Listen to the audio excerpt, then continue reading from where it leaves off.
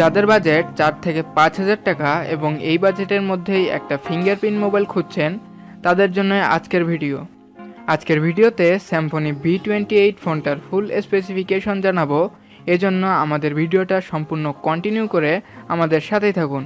প্রথমে ফোনটার বিল্ড কোয়ালিটির কথা যদি বলি, 228 গ্রামের ফোনটার ব্যাক প্যানেলে ব্যবহার করা হয়েছে প্লাস্টিক এবং ফ্রন্ট প্যানেলে থাকছে গ্লাস। আর এর রাইট সাইডে রয়েছে ভলিউম লকার বাটন এবং পাওয়ার বাটন। আর ফোনটার ব্যাক প্যানেল খুললেই পাচ্ছেন দুটি সিমের সাথে 32 জিবি পর্যন্ত মেমোরি কার্ড ব্যবহারের সুবিধা। আর ফোনটার পিছনেই থাকছে ফিঙ্গারপ্রিন্ট স্ক্যানারটি। আর ফোনটার ডিসপ্লেতে ব্যবহার করা হয়েছে FWVGA প্লাস 480x960 পিক্সেলের 4.9 ইঞ্চ ডিসপ্লে, যার পিক্সেল ডেন্সিটি 217 ppi।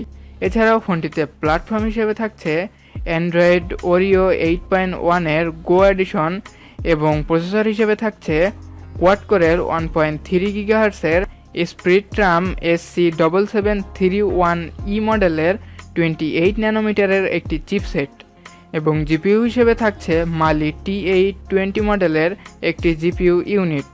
আর ফোনটিতে র্যাম থাকছে 1GB এবং রম থাকছে 8GB।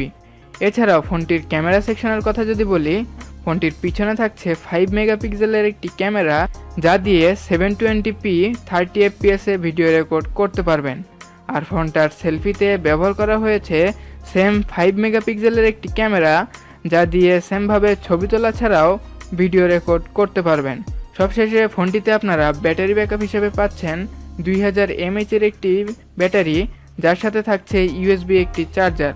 সো ফোনটি আপনারা দুটি কালারে পেয়ে যাবেন, গোল্ড অ্যান্ড ব্ল্যাক।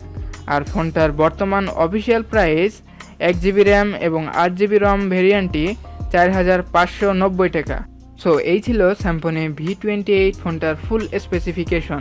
4500 টাকার মধ্যেই ফোনটা আপনারা পেয়ে যাবেন।